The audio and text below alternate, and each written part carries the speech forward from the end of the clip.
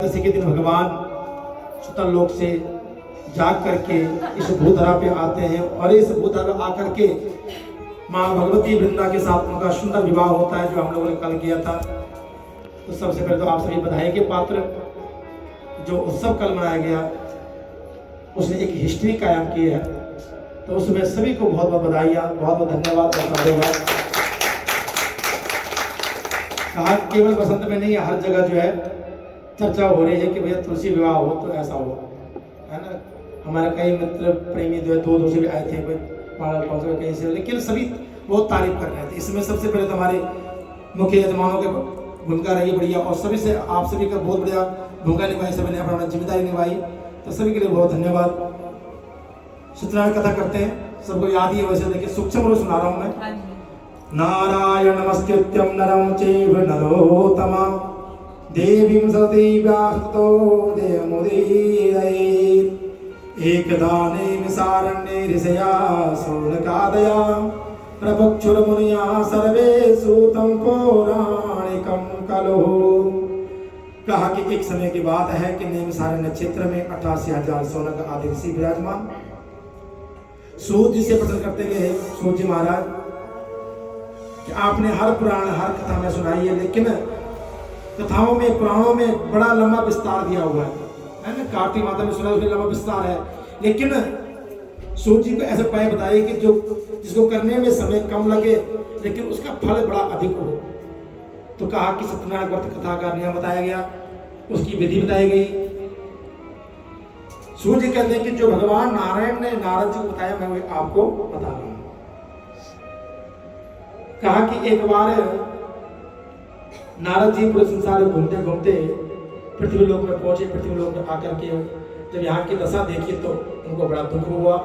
भगवान नारायण के पास गए और नारायण जी से प्रार्थना की, प्रभु आपने एक सुंदर सी व्यवस्था बनाई थी, वो मानव को जन्म देकर के मानव का स्थापना करके, लेकिन आज सबसे ज्यादा दुखी मानव ही है, सबसे ज्यादा परेशान मानव ही है प्रभु। कोई ऐसा उपाय नहीं है जिससे वो उभर सके, तर सके। तो कहा कि कली काल में जो है भगवान सत्यनारायण का विशेष महत्व है, उनका पूजन का, उनका व्रत का, उनका जागरण का। कहा महाराज कभी किसी ने पहले किया भी कि नहीं किया? भगवान कहते किया ना। कहा कि एक काशी में ब्राह्मण देवता थे देवत नाम के, और उन्होंने बड़े यत्न किया, बहुत विद्वान थे, लेकिन धन का अभाव था। एक दिन ठाकुर जी दंडी महात्मा के रूप में आकर के व्यवस्था बना के चले, अंतिम ही आगे ना जाओ, ब्राह्मण की कथा को जाना और कहा कि आप एक सुंदर से उपाय कीजिए, भगवान सत्यनारायण का व्रत कीजिए। वो सत्यनारायण भगवान की ये तार मत खींचो, मैं उधर ही आ जाऊं। भगवान का व्रत करना शुरू किया, उनके जीवन भगवान ठाकुर जी की बड़ी कृपा हुई। उसी नगर में एक लकड़हारे थे जिन्होंने उसी राह पर चल करके अपने जीवन को कृतार्थ किया। नारद जी कहते हैं प्रभु कि केवल क्या धन को धन की प्राप्ति होती है, कोई और विशेष कृपा मिलती है? ठाकुर जी कहते हैं ऐसा नहीं है। भगवान का जप, भगवान का मंत्र, भगवान की कथा, भगवान का व्रत कहा कि कल्प वृक्ष के समान है। जो भी किसी कल्पना करता है, जो भी जो भाव रखता है, भगवान उस भाव से उसकी मनोकामना पूर्ण अवश्य करता है ना। जिसे संकल्प करोगे आप। कहा कि किसी की संतान ना हो तो कहा कि वो भी हो जाएगी। महाराज तो कोई प्रमाण है बताइए? तो कहा कि उत्कला मुख नाम के राजा हुए थे, बुढ़ापा आ गया था, संतान ही थी, तो उन्होंने जो है क्या किया, भद्रशिला नदी के किनारे पर जाकर के 100 वर्ष का यज्ञ करवाया।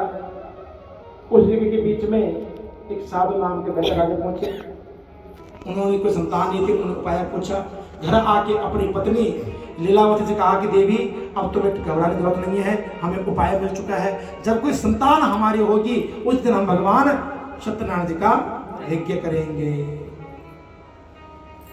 भगवान ने सुन ली और लीलावती का जो है कुछ समय बाद गर्भ धारण हुआ और एक सुंदर सा कन्या का जन्म हुआ जिसका नाम था कलावती। कलावती का नामकरण हुआ। देवी जी ने कहा महाराज आपने संकल्प किया था। कहा भगवान चिंता ना करें, कुछ समय बाद जब इसका विवाह होगा इकट्ठे कर लेंगे, क्योंकि हमारे सनातन में एक पद्धति है कि जब भी कोई घर में मांगलिक कार्य हो उससे पहले हम कोई धर्म कार्य अवश्य करते हैं। शादी ब्याह हो तो हम, अब तो जैसे सुंदरकांड या रामायण पाठ, तो पहले ज्यादातर क्या था, अखंड रामायण होती थी और सत्यनारायण कथा तो ऐसे थी कि होनी है, बच्चे का बर्थडे, सत्यनारायण कथा, कुछ भी हो, है ना, उसके बिना हम आज कोई काम करते नहीं थे। लेकिन आजकल जिस हिसाब से चल रहा है तो उस हिसाब से आदमी लोग सुविधा के अनुसार कर लेते हैं। भगवान की कृपा हुई, आगे बच्ची बड़ी हुई, सुंदर विवाह हुआ। विवाह के बाद लीलावती भी और उनके पति देव भी दोनों भूल गए। कुछ समय बाद जवाई और दोनों ससुर भी व्यापार करने के लिए गए। चंद्रकेतु राजा के राज्य में व्यापार करते हुए समय बीता और एक दिन चंद्रकेतु राजा के महल में चोरी हुई। चोर आगे आगे भागे, सिपाही पीछे पीछे, रात का समय था, दिखा नहीं, लेकिन चोरों को लगा बचना मुश्किल है। उन्होंने अपना चुराया धन वहीं छोड़ दिया जहां दोनों ससुर जवाई विराजमान सो रखे थे। सिपाहियों को लगा भाई ये चोर ये है, दोनों को उठा के ले गए और कारागार में डाल दिया। उन्होंने बहुत मना किया कि हमने चोरी नहीं की, लेकिन सुनने वाला कोई नहीं, क्योंकि जब परमात्मा की निगाह टेढ़ी हो जाए ना तो तब संसार में तुम्हें कोई नहीं बचा पाएगा। लेकिन अगर उसकी निगाह आप पे हमेशा शुद्ध है तो कोई भी कष्ट आपके आने से पहले दूर से हट जाएगा। इसलिए सदैव परमात्मा के होके रहिए, परमात्मा को भजते रहिए और जीवन का आनंद लेते रहिए। इधर लीलावती कलावती परेशान, राजमहल में चोरी हो गई। एक दिन कलावती ऐसी नगर में गई थी, आते आते विलंब हो गया। माँ बड़ी चिंता तो पूछा बेटी कहाँ रही? कहा माँ मैं किसी ब्राह्मण घर में कथा हो रही थी तो वहां सा लेट हो गई। कौन सी कथा? कहा भगवान सत्यनारायण की। जब इतनी बात सुनी लीलावती के आज आंखों से अगर प्रायश्चित के आंसू निकलने शुरू हो गए।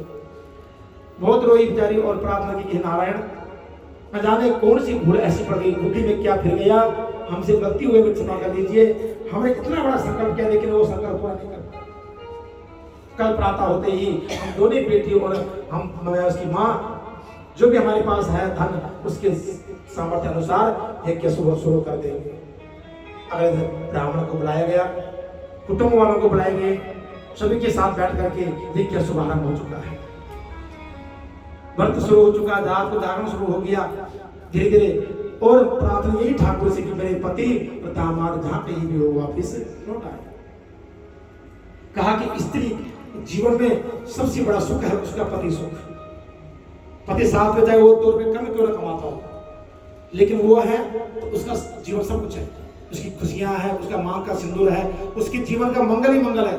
लेकिन अगर जीवन से पति छिन गया तो सबसे बड़ा अमंगल हुआ है। तब चाहे कितनी बड़ी प्रॉपर्टी क्यों ना उसके पास, भले कुछ लोग धन वैभव को अपनी प्रॉपर्टी मानते हैं, लेकिन उसका सुहाग सबसे बड़ी प्रॉपर्टी है।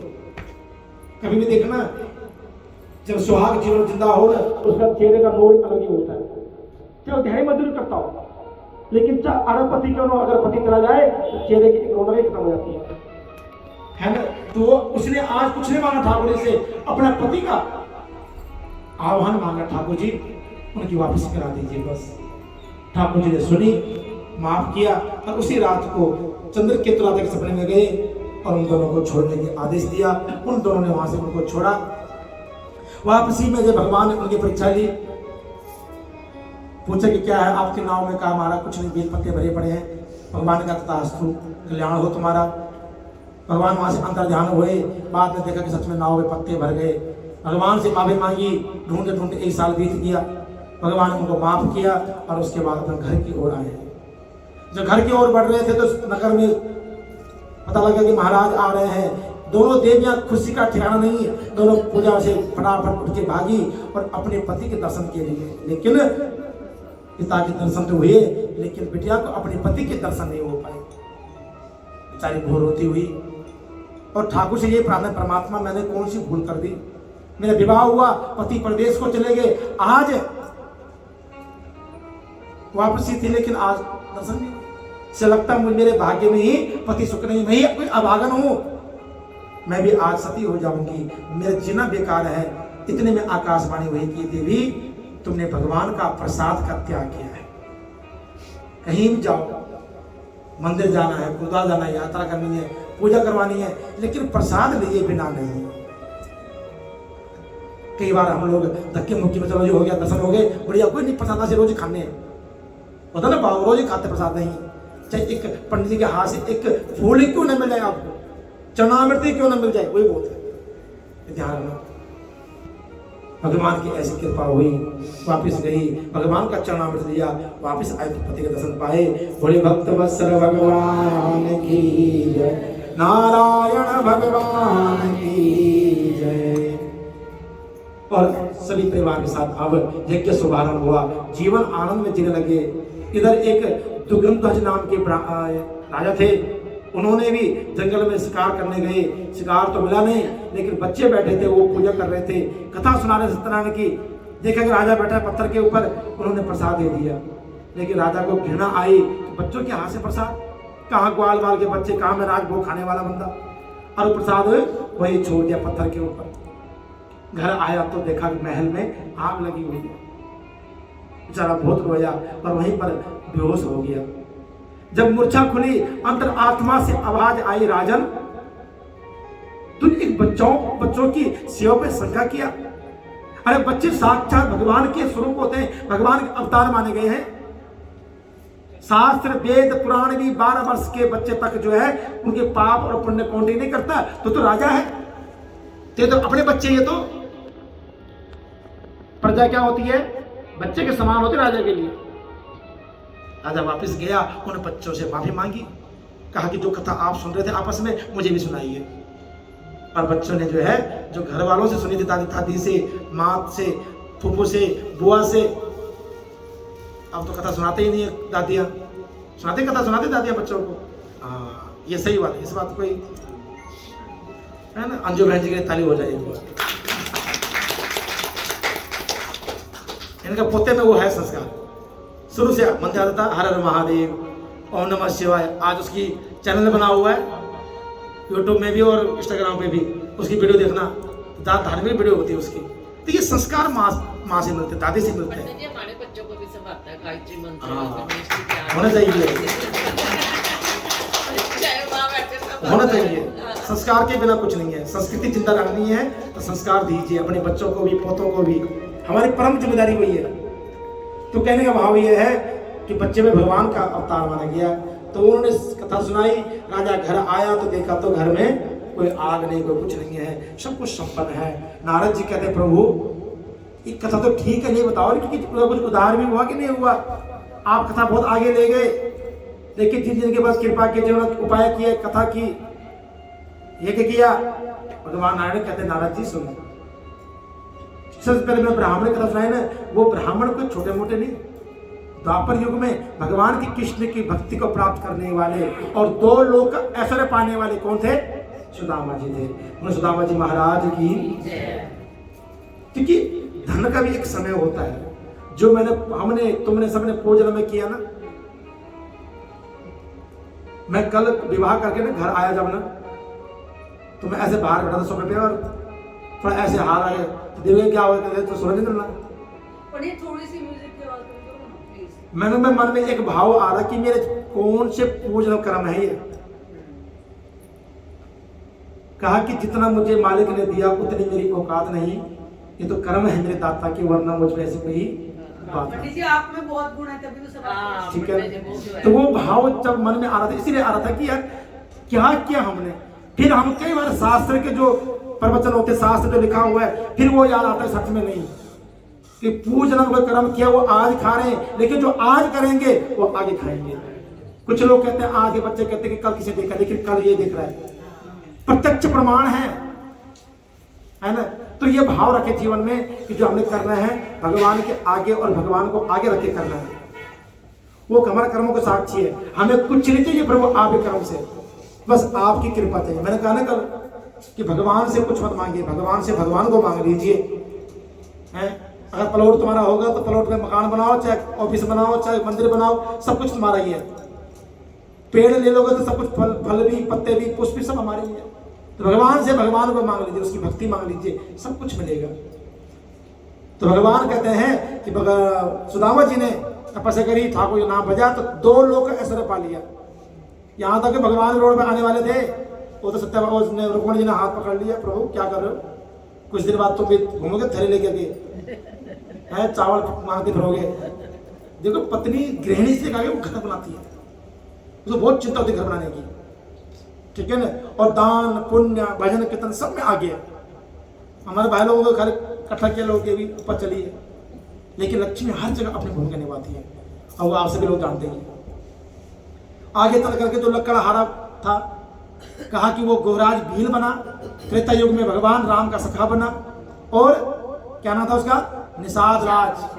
देख लो, एक मित्र के भांति हम लोग कहते हैं कि हम लोग आज हमारे कुछ लोग ऐसे तुच्छ लोग जो हमें जो है संप्रदाय में बांट रहे हैं, वर्णों में बांट करके उसका फायदा ले रहे हैं, लेकिन नहीं, हमारा सनातन एक है।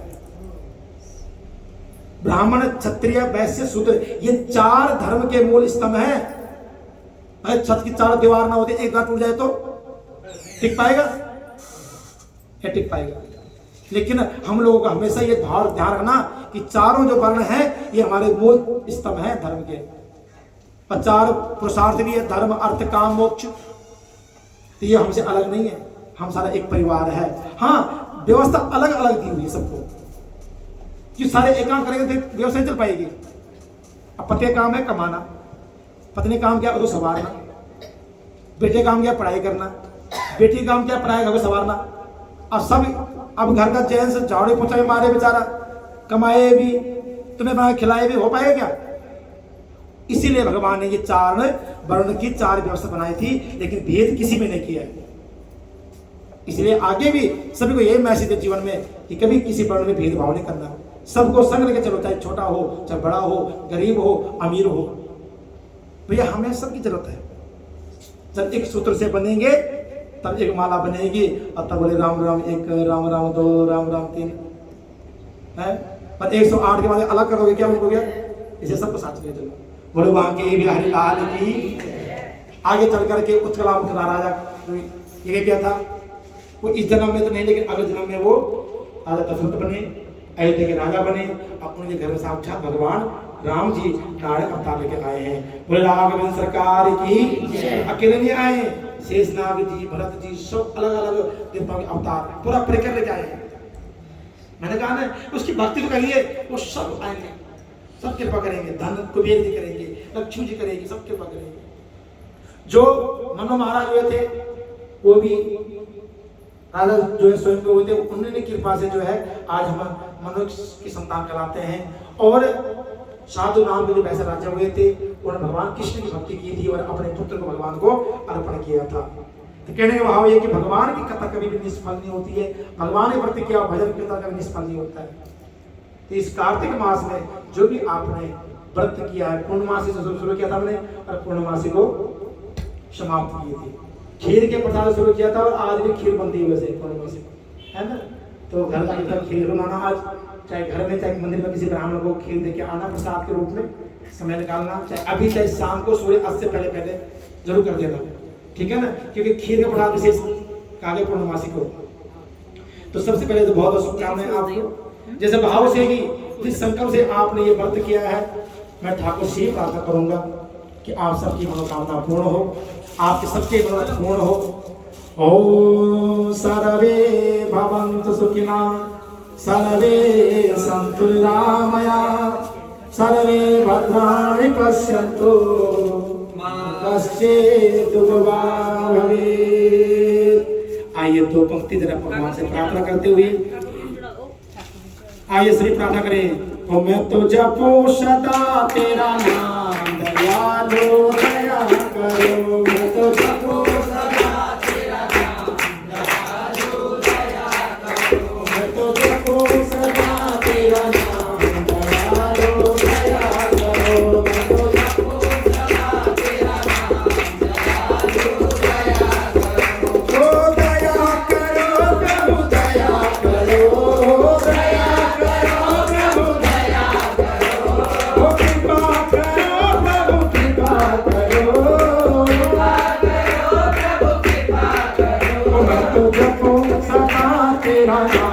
दयालु दया करो। मैं तो जपो सदा तेरा नाम, दयालु दया करो।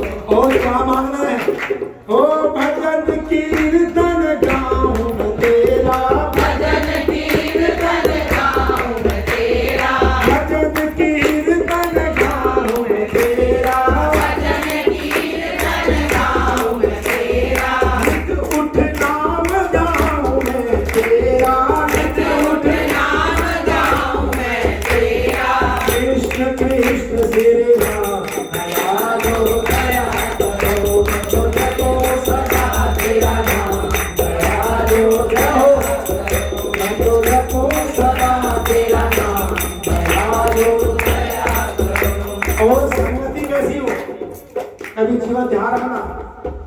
साधुओं की, संतों की, ब्राह्मणों की, वैष्णवों की संगति कीजिए। एक न एक दिन हीरा बन के चमकोगे।